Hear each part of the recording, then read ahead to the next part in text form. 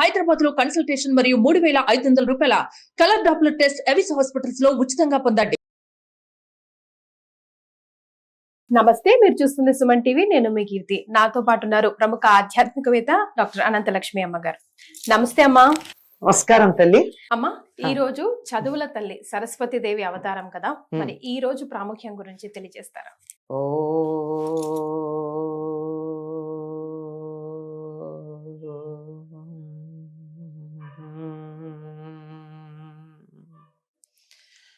ప్రణో దేవీ సరస్వతి వాజేభిర్వాజినీవతి ధీనామవిత్రియవతు అని మా బుద్ధులను చక్కగా ప్రచోదన చేసేటటువంటి సరస్వతిని మేము ప్రార్థిస్తున్నామని చెప్పేటటువంటి వేద రుక్కు ఉంది. ప్రత్యేకంగా సరస్వతికి సంబంధించిన రుక్కులు మనకి సరస్వతి సూక్తం అన్న పేరుతో ఉంటాయి. అంటే అక్కడక్కడ ఉన్న సరస్వతికి సంబంధించిన రుక్కులన్నిటిని ఒక చోట చేర్చి సరస్వతి సూక్తంగా చెప్తారు. అందులో మొట్టమొదటి చెప్పేటటువంటిది ఇది. అటువంటి సరస్వతీదేవి యొక్క రూపాన్ని అమ్మవారికి ధరింపచేస్తారు. అమ్మవారికి ధరింపచేయటమే కాదు, శుంభ నిశుంభులని సంహరించటానికి అమ్మవారు తాను ధరించినటువంటి అవతారమే సరస్వతి అవతారం. వాళ్ళకి అలా పెట్టి మాటలతో వారిని యుద్ధానికి ప్రేరేపించి యుద్ధంలో సంహరించింది. అంటే వాకుకు సంబంధించిందే కదా. ఎవరితోనైనా యుద్ధం ఎట్లా తగాదా ఎలా రావాలి? ముందు మొదలయ్యేది ఇక్కడ నుంచే. తను మాట్లాడకూడదు, తప్పు అవతల వాళ్ళ మీద ఉండాలి. యుద్ధం నేను మొదలుపెట్టినట్టు ఉండకూడదు కదా. ఎప్పుడు తప్పు నా పక్షాన ఉండకూడదుగా. నీతో నేను ఏదైనా తగాదా పడితే నేను మంచి మంచి మాటలు మాట్లాడుతుంటే నువ్వు నన్ను తిట్టాలి. ఎలాంటి మంచి మాటలు నా దృష్టిలో చూసే వాళ్ళందరికీ నేను మంచిగా మాట్లాడినట్టు ఉంటుంది, కానీ నీకెక్కడో కోపం వచ్చేసి ఒక చెడ్డ మాట అంటావు, అక్కడి నుంచి యుద్ధం మొదలవుతుంది. అలా చేయడం ఉన్నది అది సరస్వతి. ఈవిడ చాలా అందంగా అలా హిమవత్పర్వత ప్రాంతాల్లో విహారం చేస్తూ ఉంటే శుంభ నిశుంభుల యొక్క మంత్రులు చూసి వెళ్ళి రాజుగారికి చెప్పారు, బో ఎంత అందగత్తి ఉంది అక్కడ, ఏమనుకుంటున్నావా అందగత్తి గురించి? అసలు నీ దగ్గర వరుణుడి యొక్క ఛత్రం ఉంది, ఇంద్రుడి సింహాసనం ఉంది, అతిథీదేవి యొక్క కుండలాలు ఉన్నాయి, ఏం లాభం అయ్యా? ఆ అందగత లేకపోయి ఇవన్నీ వృధా అన్నాడు. వాళ్ళ రెచ్చగొట్టడం ఉంటుంది కదా. అయితే పిలుచుకురండి అన్నాడు. సుగ్రీవుడు అనే మంత్రిని పంపించాడు. మంచి కంఠం గలవాడు సుగ్రీవుడు అంటే. వెళ్ళి మా రాజుగారిని నేను వివాహం చేసుకుందాం అనుకుంటున్నారు, ఇలా వంటారు. నువ్వెవరు ఏమిటి ఇలా ఉన్నావంటే నేను వంటద్దాన్ని అని చెప్తుంది. అయితే మరి మా రాజుగారిని వివాహం చేసుకుని సింహాసనం మీద కూర్చుంటే ముల్లోకాలు పరిపాలించవచ్చు కదా అంటారు. అదే అనుకుంటాను నేను కూడాను, కానీ చిన్నప్పుడు ఏదో పొరపాటున నేను మా చెలికత్తెలతో ఆటలాడుకుంటూ చిన్న పందెం కాశాను. ఏమిటంటే ఎవరైతే నన్ను యుద్ధంలో గెలుస్తారో వాళ్ళని పెళ్లి చేసుకుంటాను అన్నాను. అయితే మా రాజుగారు వచ్చి యుద్ధం చేస్తారు, పెళ్లి చేసుకో అన్నాక ఆయన ఒక్కొక్కళ్ళను పంపడం, ఒక్కొక్కళ్ళని ఈవిడ సంహరించడం, మొత్తానికి వాళ్ళని ఇది సరస్వతి అవతారంలో ఉన్నటువంటి కథ ఇతివృత్తం. శుంభ నిశుంభుల్ని సంహరించింది. ఎవరి సరస్వతి? చత్వారి వాక్ పరిమిత పదాని తాని విదుర్బ్రాహ్మణ ఏ మనీషిణః త్రీణి నిహితా గుహాని తురీయం వాచో మనుష్య వదంతి అని చెప్తారు. 4 రకాల స్థాయిల్లో 4 స్థాయిల్లో వాక్కు మనలో ఉంటుంది. 3 గుహలో ఉంటాయి. గుహ అంటే పైన ఉంటే 4వది మాత్రమే ఉచ్చరించబడుతుంది అని. పరా పశ్యంతి మధ్యమ వైఖరి అనే స్థాయిల్లో మనలో వాక్కు బయలుదేరుతుంది.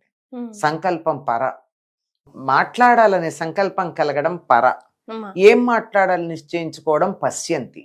దానికి ఏ భాషలో మనం మాట్లాడాలనుకుంటే మనం 4 భాషలు తెలుసు కదా, అందువల్ల ఆ భాషను తయారు చేసుకోవడం మధ్యమ. అయ్యాక నోటి ద్వారా బయటికి రావడం వైఖరి. ఇలా 4 రూపాల్లో ఉండేది 3 లోపలే ఉన్నాయి, ఒకటే కదా బయటకు వస్తుంది. అలా ఉండేటటువంటి సరస్వతి గురించి చెబుతూ ఈవిడ నిరంతరాయంగా మనలో ప్రవహిస్తూ ఉంటుంది అన్నారు.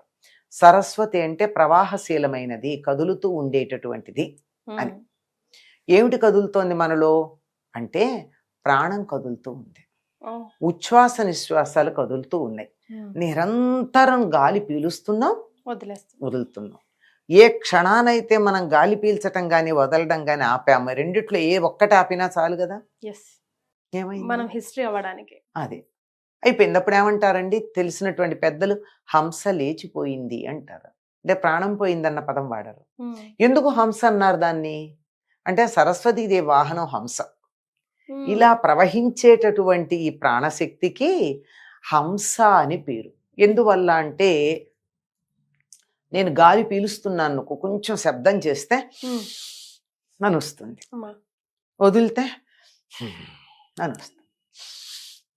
అంటే సోహం సోహం సోహం, గబగబగబా అన్నట్టు హం సో అవుతుంది. ఈ హంసో అన్నదే హంస. ఈ హంస అనబడేటటువంటి దాంట్లో స హ అనే 2 రెక్కలు తీసేస్తే 2 హల్లులు. సోలో సా తీస్తే ఏముంది? ఓ ఉంది. హంలో హా తీస్తే ఏముంది? ఉంది. సో ఓ కలిపి ఏమైంది? ఓం. ఓం అన్న రూపంలో మనలో ప్రాణం ఉంది. ఆ ఓం అనేటటువంటి ప్రాణానికి స ఒక రెక్క, హ ఒక రెక్క. ఈ 2 రెక్కలతోనూ ఓం అనేది మనలో కింద నుండి పైకి, పైనుండి కిందకి తిరుగుతూ ఉంటుంది. ఇలా తిరిగేటటువంటి దీనికి సరస్వతి అని పేరు. ఏ క్షణాన తిరగడం ఆపేసిందో అప్పుడు సరస్వతి లేదు. నో ప్రవాహం, స్టాగ్నెంట్ అయిపోయింది. అంటే మనకి ఇదే కనపడుతూ ఉంటుంది. కార్డియోగ్రాఫ్ లో చూపిస్తారు కదండి, ఇలా ఇలా ఇలా ఉన్నది అయిపోయింది. స్ట్రైట్ లైన్ వచ్చేసిందంటే అంతే, స్టాటిక్, కదలకుండా. ఇటువంటి రూపంలో మనందరిలో ఉండేటటువంటి ఈ వాక్కు ఏదైతే ఉందో దీన్ని మనం సరస్వతి అంటున్నాం. ఈ సరస్వతి ఇలా ప్రవాహశీలమైనటువంటి సరస్వతీదేవి ఎవరైతే ఉన్నారో ఈ సరస్వతిని మనం ఈనాడు అమ్మవారిగా ఆరాధిస్తున్నాం. ఇదే సరస్వతి మూలా నక్షత్రం నాడు ఆవిర్భవించింది అని చెప్తారు. అందుకని ఆ రోజు నుండి మనకి 9 రోజులు దీక్ష తీసుకోవడానికి మాకు అవకాశం లేదు అనుకునేటటువంటి వారు సప్తమి లేక మూలా నక్షత్రం నాడు సరస్వతి, ఆ మర్నాడు అష్టమి నాడు దుర్గా అవతారం దుర్గాష్టమి, 3వ నాడు మహర్నవమి, ఈ 3 చేసుకుని విజయదశమి పండుగ చేసుకుంటారు. ఆ పంచరాత్ర దీక్ష కుదరినటువంటి వాళ్ళు త్రిరాత్ర దీక్ష కూడా తీసుకుని పూజ చేసుకునేటటువంటి అవకాశం ఉందమ్మా. అటువంటిది ప్రారంభించేది ఈ సరస్వతి పూజ రోజున. లేదు 9 రోజులు దీక్షగా ఉన్నా గాని హోమాధికాలన్నీ 3 రోజులు చేస్తారు. మిగిలినవన్నీ హోమం చేసినా చేయకపోయినా ఈ 3 రోజులు హోమాలు చేసుకుంటూ ఉంటారు.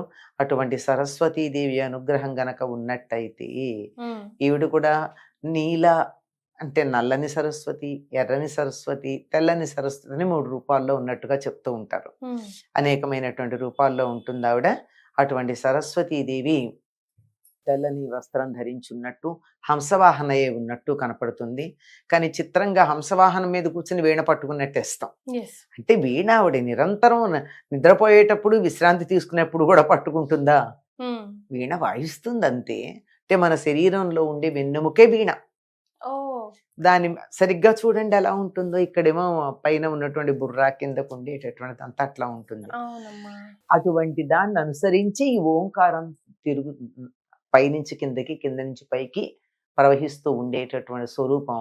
ఆ విధంగా ఇక్కడే ఉండి ఆవిడని ధ్యానం చేయొచ్చు, లేదా కంటి ఎదురుగా హంస మీద కూర్చున్నటువంటి అమ్మవారిని ధ్యానం చేయొచ్చు. సో ముఖ్యంగా చదువుల తల్లి అనగానే మనం పిల్లలకి ఈ రోజు ఏం చేయాలి, ఎలా ఆరాధించమని చెప్పాలి, ఏదైనా మంత్రం వాళ్ళని పట్టుకొని చెప్పించమని చెప్తే వాళ్ళకి ఇంకా విద్యా బుద్ధి అభ్యాసాలు బాగా వచ్చేస్తామా, చక్కగా చెప్పచ్చు. పూర్వకాలం రోజు చదువుకునేటప్పుడు ఒక శ్లోకం చెప్పేవారు పిల్లలు.